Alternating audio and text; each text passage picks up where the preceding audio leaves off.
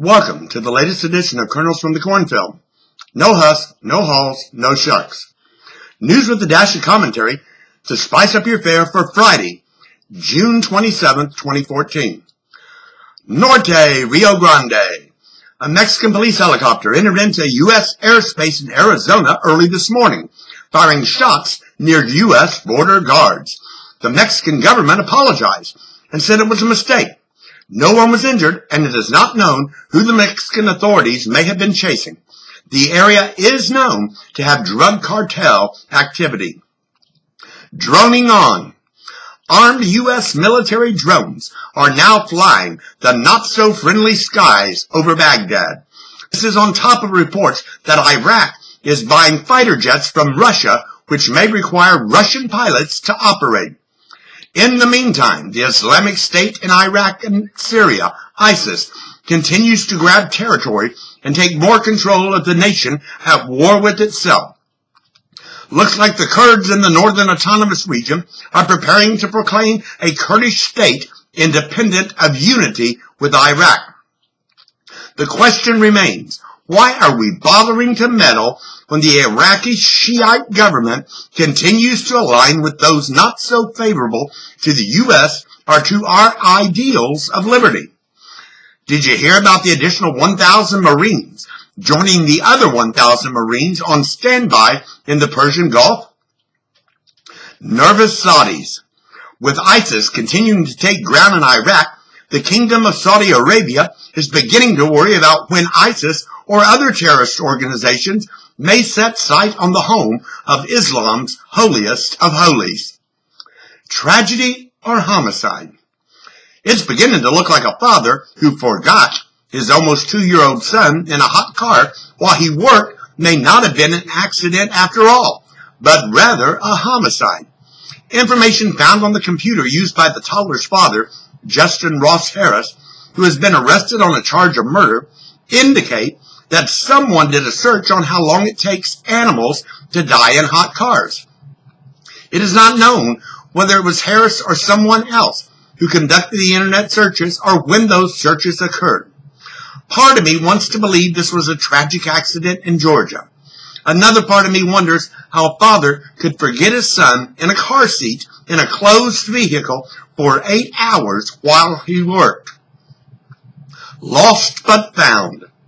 The strange tale of a 12-year-old boy lost for 2 weeks, then found in his father's basement after the house and basement had been searched repeatedly by Detroit police and the FBI is becoming more bizarre all the time.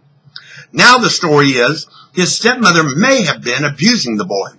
The stepmother has now been arrested for a probation violation unrelated to the boy's disappearance. The story seems incredulous, but kids, especially boys, have been known to pull some pretty talented stunts. Was this a stunt or a plea for attention?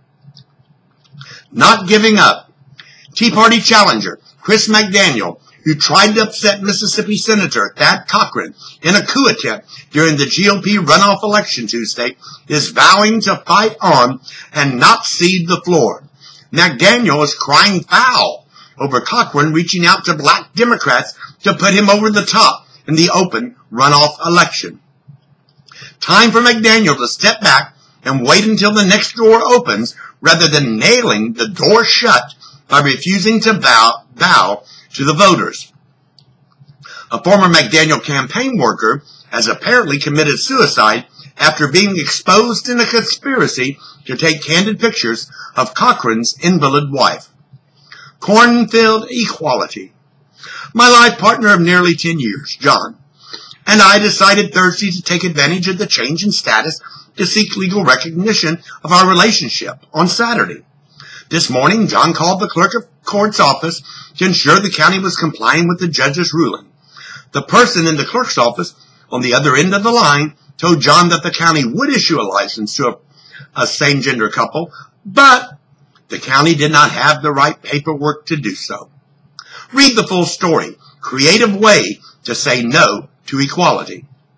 And check out my position on the issue, Equality, Where I Stand. Tug of war.